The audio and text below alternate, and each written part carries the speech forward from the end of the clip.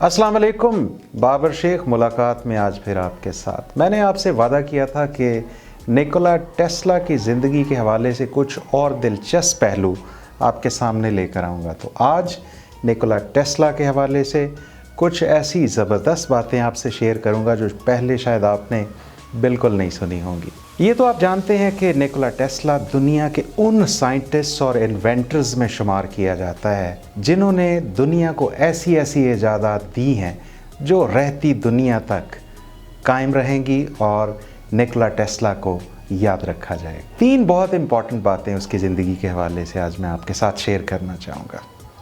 पहली तो ये कि जब एडिसन मशीन कंपनी में एडिसन के साथ निकोला टेस्ला के इख्तिलाफ़ात हुए और उसने वहाँ से वो जॉब छोड़ दी और कंपनी छोड़कर बाहर निकल गया, तो उसके बाद एक मुश्किल वक्त निकोला टेस्ला का शुरू हो गया। जी हाँ, और ये वक्त ऐसा था कि उसने एक कंपनी में लेबर वर्क की जॉब शुरू कर दी और ये लेबर वर्क की जॉब कुछ ऐसी थी कि उसको $2 रोज़ाना की उजरत मिलती थी और वो उसी में गुजारा करता था। और फिर दिलचस्प बात ये भी हुई कि जब वो इस कंपनी में $2 रोज़ाना उजरत पर काम कर रहा था तो वहाँ पर उसे इसी कंपनी का एक फोरमैन मिला। दरअसल ये कंपनी कर क्या रही थी वो भी आपको बताता चलूँ कि ये एडिसन ही की कंपनी का एक कॉन्ट्रैक्ट इस कंपनी को मिला हुआ था जिसमें वो ट्रेंचेस की खुदाई कर रहे थे वहाँ से केबल्स गुजारने के लिए ताकि बिजली की ट्रांसमिशन वहाँ से की जा सके। तो टेस्ला ने ये जॉब शुरू कर दी। $2 रोज़ाना इसकी तनख्वाह थी, मज़दूरी थी। यहाँ इसकी मुलाकात इस कंपनी के एक फोरमैन से हुई। जब उसने टेस्ला से बातचीत की और उसकी गुफ्तगू सुनी तो उसको लगा कि ये बड़ा डिफरेंट आदमी है, बड़ा दिलचस्प आदमी है और इसका माइंड बड़ा साइंटिफिक है, बड़ा टेक्नोलॉजिकल माइंडसेट के साथ ये गुफ्तगू करता है। तो उस फोरमैन को तो बहुत ज़्यादा समझ ना आई, लेकिन उसने अपनी ही कंपनी के कुछ इंजीनियर्स के साथ उसकी मुलाकात करवा दी। उन इंजीनियर्स ने जब टेस्ला से बातचीत की तो उन्हें लगा कि टेस्ला तो एक जीनियस है और ये ज़हनी तौर पर बहुत ज़्यादा डेवलप्ड है और साइंस एंड टेक्नोलॉजी के हवाले से इसके पास कोई बहुत ही ज़बरदस्त किस्म का टैलेंट है। टेस्ला उन्हीं दिनों अपने ऑल्टरनेटिंग करंट पर काम कर रहा था और ये आइडियाज़ जब इन इंजीनियर्स के साथ उसने शेयर किए तो बात उनकी समझ में आई और फिर उसके बाद टेस्ला के दिन बदलना शुरू हो गए और वहाँ से फिर उसने एक कंपनी की बुनियाद रखी और फिर कुछ अरसा गुजरने के बाद टेस्ला और एडिसन की कंपनी का आपस में एक बार फिर आमना सामना हो गया। जी हाँ, और ये बहुत ही दिलचस्प एपिसोड है निकोला टेस्ला की ज़िंदगी का कि एक ऐसी बिड के हवाले से दोनों कंपनीज़ ने अपने अपने डॉक्यूमेंट्स जमा कराए जहां उन्हें ये कॉन्ट्रैक्ट लेना था कि इस शहर की बिजली कौन सप्लाई करेगा। एक तरफ एडिसन था जो अपने डायरेक्ट करंट के साथ अपनी बिड ऑफ़र कर रहा था और दूसरी तरफ टेस्ला था जिसने ऑल्टरनेटिंग करंट के हवाले से अपना प्रपोज़ल सबमिट करा दिया। तो यहाँ पर एक जंग शुरू हुई और इस जंग का नाम था वॉर ऑफ द करंट्स। जी हाँ, करंट्स की जंग शुरू हो गई, यानी एक तरफ एडिसन का डायरेक्ट करंट और दूसरी तरफ टेस्ला का ऑल्टरनेटिंग करंट। तो यहाँ पर दोनों ने अपने अपने मौक़िफ़ के लिए बहुत सी बातें की और मीडिया में भी उन्होंने इस बात को अच्छे तरीके से पब्लिश करना शुरू कर दिया। और ख़ास तौर पर यहाँ एडिसन की अगर बात करें तो एडिसन ने निकोला टेस्ला के ऑल्टरनेटिंग करंट को रिजेक्ट करने के हवाले से बहुत सा प्रोपेगेंडा किया और वो इस प्रोपेगेंडा में इस हद तक आगे बढ़ गया कि उसने करंट के ज़रिए लोगों को कन्विंस करने के लिए कि ये करंट इंसान के लिए इंतहाई ख़तरनाक है, उसने जानवरों पर इस करंट को इस्तेमाल करना शुरू कर दिया और बहुत से जानवरों को इसलिए मार दिया कि वो दुनिया को ये दिखा सके कि کہ آلٹرنیٹنگ کرنٹ ایک انتہائی خطرناک کرنٹ ہے اور یہ انسانی زندگی کے لیے جان لیوا بھی ہو سکتا ہے۔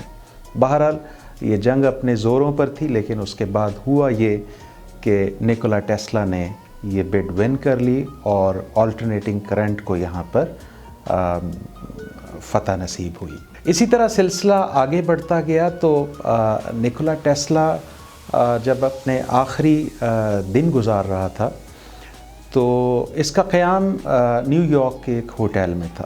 اس ہوٹل کا نام تھا نیو یارکر ہوٹل، اور اس ہوٹل میں اس نے اپنا بہت سا وقت گزارا، اور چونکہ وہ اکیلا تھا، اس نے شادی تو کی نہیں تھی، اس کی کوئی فیملی نہیں تھی، تو بالکل ہی واز آل الون۔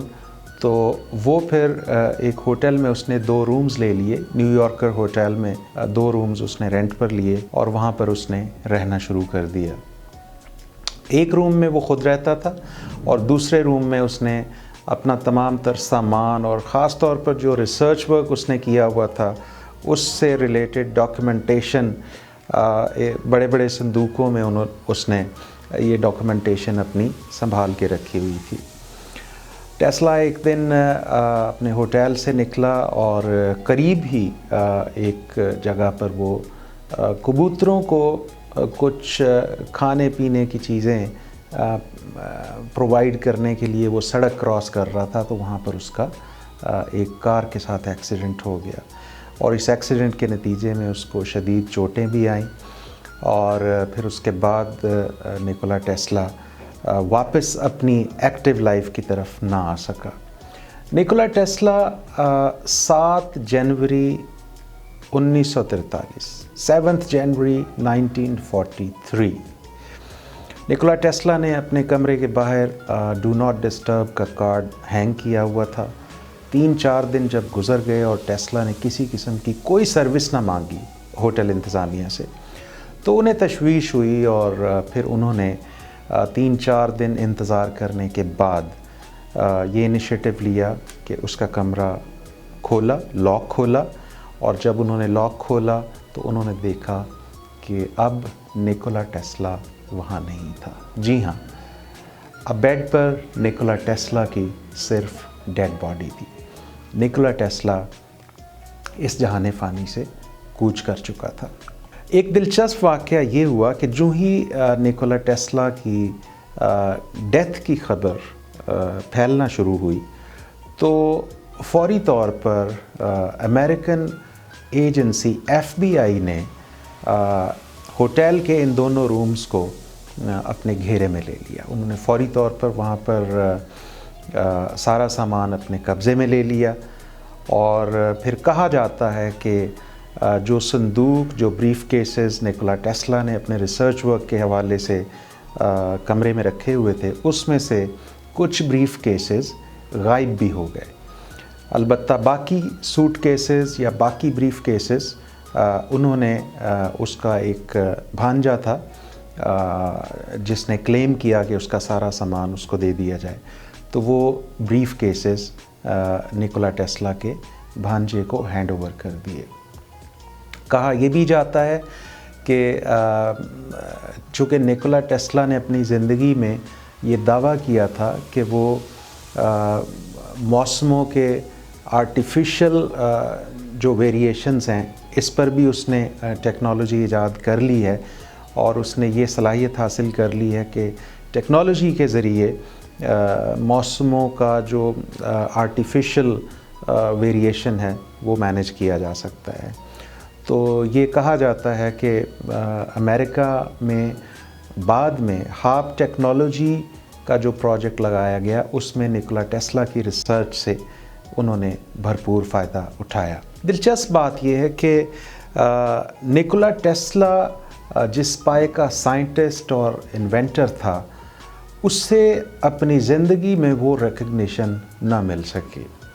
البتہ جب اس کی ڈیتھ ہو گئی تو اس کے بعد نیکولا ٹیسلا کو بہت زبردست طریقے سے ریکگنائز کیا گیا، اس کے مجسمے بھی بنائے گئے اور اس پر بہت کچھ لکھا بھی گیا، اور اسے دنیا کا بہترین سائنٹسٹ اور انوینٹر بھی قرار دیا گیا۔ निकोला टेस्ला की ज़िंदगी बहुत से उतार चढ़ाव के साथ भरपूर रही और निकोला टेस्ला ने ये ज़िंदगी अकेले गुजारी और उसका ख़्याल था कि अगर उसने शादी कर ली और उसकी फैमिली हुई, उसके बच्चे हुए, तो फिर वो जो करना चाहता है यानी साइंस एंड टेक्नोलॉजी के हवाले से जो काम करना चाहता है उस पर वो पूरी तरह फोकस नहीं कर सकेगा। बहरहाल ये उसका पर्सपेक्टिव था।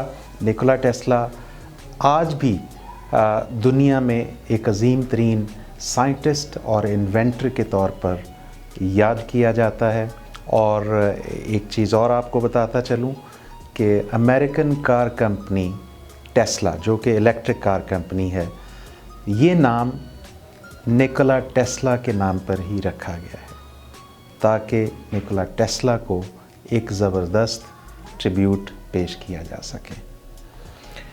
मुलाकात में बहुत जल्द आपसे फिर मिलेंगे और आपकी मुलाकात किसी और ज़बरदस्त शख्सियत से कराएंगे। तब तक के लिए बाबर शेख को दीजिए इजाज़त। अल्लाह हाफ़िज़।